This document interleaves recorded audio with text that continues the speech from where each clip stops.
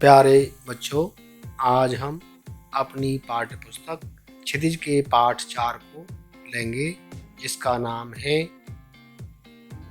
सांवले सपनों की याद और जिसके लेखक हैं जावेर हुसैन। लेखक का परिचय। जावेर हुसैन का जन्म सन 1945 ईस्वी में गांव नौनही, राजगीर, जिला नालंदा, बिहार में हुआ। वे अंग्रेजी भाषा एवं साहित्य के प्राध्यापक रहे। सक्रिय राजनीति में भाग लेते हुए 1977 में मुंगेर से बिहार विधानसभा के सदस्य निर्वाचित हुए और मंत्री बने। सन 1995 से बिहार विधान परिषद के सभापति हैं। जावेर हुसैन हिंदी, उर्दू तथा अंग्रेजी तीनों भाषाओं में समान अधिकार के साथ लेखन करते रहे हैं। उनकी हिंदी रचनाओं में जो आगे हैं: डोला बीबी का मजार, अतीत का चेहरा, लौंगा, एक नदी रेत भरी प्रमुख हैं। अपने लंबे राजनीतिक सामाजिक जीवन के अनुभवों में उपस्थित आम आदमी के संघर्षों को उन्होंने अपने साहित्य में प्रकट किया है। संघर्षरत आम आदमी और विशिष्ट व्यक्तियों पर लिखी गई उनकी डायरियां चर्चित प्रशंसित हुई हैं। जावेर हुसैन ने डायरी विधा में एक अभिनव प्रयोग किया है, जो अपनी प्रस्तुति शैली और शिल्प में नवीन है। पाठ का परिचय।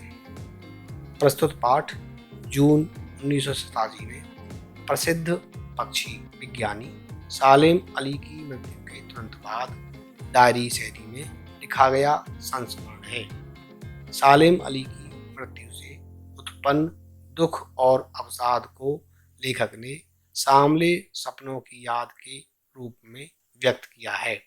सालेम अली का स्मरण करते हुए लेखक ने उनका व्यक्ति चित्र प्रस्तुत किया है। यहाँ भाषा की रवानी और अभिव्यक्ति की शैली दिल को छूती है। इस पाठ के शब्दार्थ: गढ़ना, बनाना, हुजूम, जन समूह, भीड़, बादी, घाटी, सौंधी, सुगंधित, मिट्टी पर पानी पड़ने से उठने वाली गंध, पलायन, दूसरी जगह चले जाना, भागना, नैसर्गिक, सहज, स्वाभाविक, हसरत, हरारत, उष्णता या गर्मी, अवसार, निर्झर, झरना, मिथक, प्राचीन प्राग कथाओं का तत्व जो नवीन स्थितियों में नए अर्थ का वहन करता है, शोक, चंचल, सती, 100 वर्ष का समय। इस पाठ का सार या सारांश। इस पाठ में लेखक हुसैन जी ने पक्षी प्रेमी सालेम अली का स्मरण करते हुए उनके व्यक्तित्व का परिचय दिया है। लेखक ने बताया कि वे ठीक एक सैलानी के तरह अपने कंधों पर बोझ उठाए पलायन कर गए, परंतु यह उनका आखिरी पलायन था, यानी वो मृत्यु को प्राप्त हुए। वे प्रकृति में ठीक उस पक्षी की तरह विलीन हो गए जो आखिरी गीत गाने के बाद मौत की गोद में जा बसा हो। सालेम अली का मानना था कि लोग पक्षियों को आदमी की नज़र से देखना चाहते हैं। लेखक ने वृंदावन का जिक्र करते हुए कहा कि भले ही कृष्ण के बचपन की शरारतों को किसी ने नहीं देखा, कब उन्होंने घने पेड़ की छांव में विश्राम किया और कब उन्होंने बांसुरी बजाई, यह कोई नहीं जानता। पर आज भी अगर कोई वृंदावन जाकर नदी के सांवले पानी को देखे तो वह कृष्ण की याद दिला देता है। आज भी वृंदावन कृष्ण की बांसुरी के जादू से खाली नहीं हुआ है। उसी तरह सालेम अली को भी पक्षी प्रेमी के रूप में हरदम याद किया जाएगा। पूर्व समय की याद करते हुए लेखक ने बताया है कि वे उम्र कि 100वें पड़ाव के करीब थे। यात्राओं की थकान ने उन्हें कमजोर कर दिया था और कैंसर जैसी जानलेवा मृत्यु उनकी मौत का कारण बनी। परंतु एक बात स्पष्ट थी कि वे सब मिलकर उनकी आंखों से वह रोशनी छीनने में सफल नहीं हो पाई जो पक्षियों की तलाश और उनके हिफाजत के प्रति समर्पित थी। अपने जीवन के एकांत क्षणों में भी वह दूरबीन के साथ पक्षियों को निहारते ही देखे गए। वे उन लोगों में से थे प्रकृति के प्रभाव में न जाकर प्रकृति को अपने प्रभाव में लाता है। उन्होंने अपना जीवन साथी अपने स्कूल सहपाठी तहमीना को चुना, जिन्होंने हर लम्हे में उनका सहयोग दिया। सालेम अली जी अनेकों अनुभवों के मालिक थे। एक दिन वे केरल की साइलेंट वैली को रेगिस्तानी हवाओं के झोंकों से बचाने का अनुरोध लेकर पूर्व प्रधानमंत्री चौधरी चरण सिंह से मिले थे, जो कि मिट्टी पर पड़ी पानी की पहली बूंद का असर जानने वाले नेता थे। परंतु पर्यावरण के संभावित खतरों के बारे में जब सालेम अली ने उन्हें अवगत कराया तब उनकी भी आंखें नम हो गईं। सालेम अली ने अपनी आत्मकथा का नाम फॉल ऑफ स्पैरो रखा, जिसमें उन्होंने एक घटना का जिक्र करते हुए लेखक को D.H. लॉरेंस के बारे में लिखा है कि उनकी मृत्यु के बाद उनकी पत्नी से कहा गया कि वे अपने पति पर कुछ लिखें। तब उन्होंने कहा कि उनके बारे में मेरे से ज़्यादा मेरी छत पर बैठने वाली गौरैया जानती है। मुमकिन है लॉरेंस सालेम अली का अटूट हिस्सा हो। वे सदा जटिल प्राणियों के लिए एक पहेली रहेंगे। बचपन में उनके ईयरगन की शिकार एक गौरैया ने उन्हें पक्षी प्रेमी बनाकर जो राह दिखाई, वे उन्हें नए नए रास्तों की ओर ले जाती रही। वे एक भ्रमणशील व्यक्ति थे जो कि प्रकृति के दुनिया में एक टापू के बजाय अथाह सागर बनकर उभरे। इस पाठ के प्रश्नोत्तर।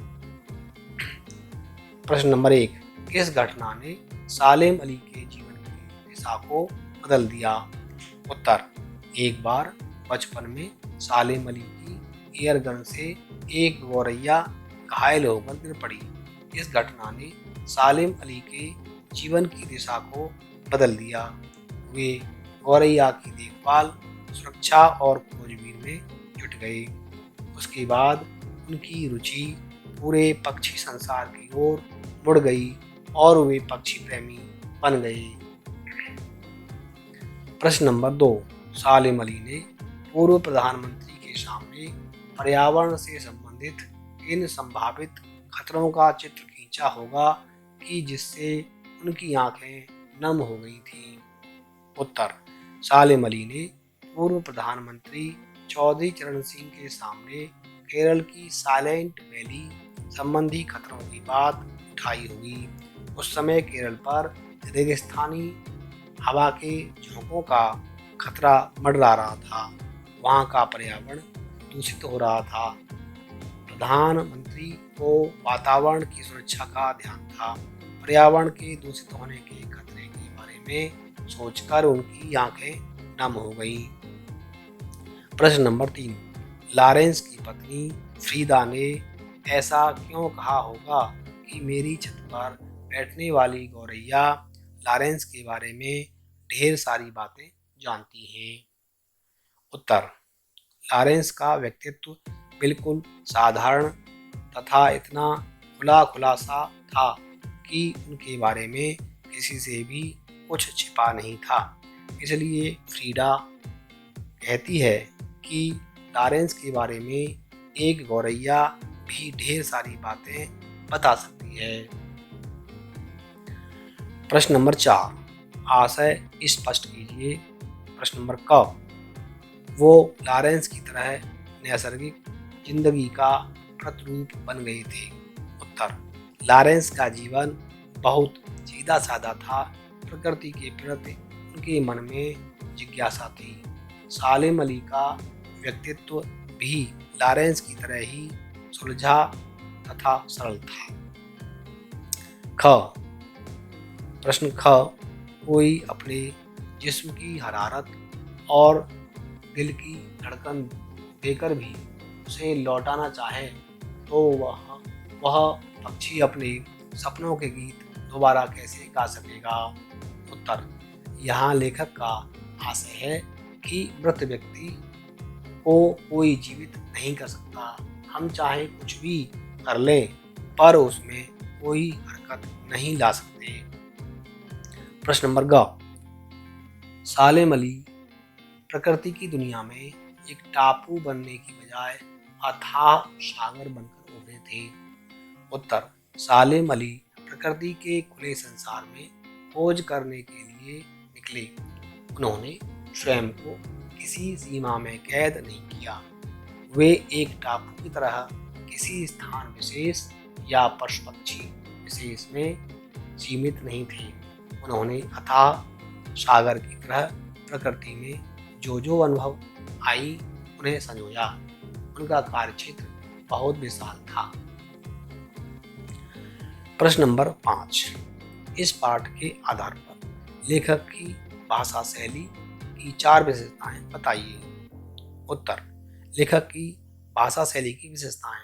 नंबर 1 इनकी शैली चित्रात्मक है। पाठ को पढ़ते हुए इनकी घटनाओं का चित्र उभर कर हमारे सामने आता है। नंबर 2 लेखक ने भाषा में हिंदी के साथ साथ कहीं कहीं उर्दू तथा कहीं कहीं अंग्रेजी के शब्दों का प्रयोग भी किया है। नंबर 3 इनकी भाषा अत्यंत सरल तथा सहज है। नंबर 4 अपने मनोभावों को प्रस्तुत करने के लिए लेखक ने अभिव्यक्ति शैली का सहारा लिया है। प्रश्न नंबर 6 इस पाठ में लेखक ने सालिम अली के व्यक्तित्व का जो चित्र खींचा है उसे अपने शब्दों में लिखिए। उत्तर सालिम अली अनन्य प्रकृति प्रेमी थे। प्रकृति तथा पक्षियों के प्रति उनके मन में कभी न खत्म होने वाली जिज्ञासा थी। लेखक के शब्दों में उन जैसा बर्ड वाचर शायद कोई हुआ है। उन्हें दूर आकाश में उड़ते पक्षियों की खोज करने का तथा उनकी सुरक्षा के उपाय खोजने का असीम चाव था। वे स्वभाव से परम घुमक्कड़ और यायावर थे। लंबी यात्राओं ने उनके शरीर को कमजोर कर दिया था। व्यवहार में वे सरल सीधे और भोले इंसान थे। वे बाहरी चकाचौंध और विशिष्टता से दूर थे। यह वीडियो अगर अच्छी लगी हो तो लाइक करें, शेयर करें और मेरे चैनल को सब्सक्राइब करें और बेल आइकन की घंटी बजाना ना भूलें। धन्यवाद।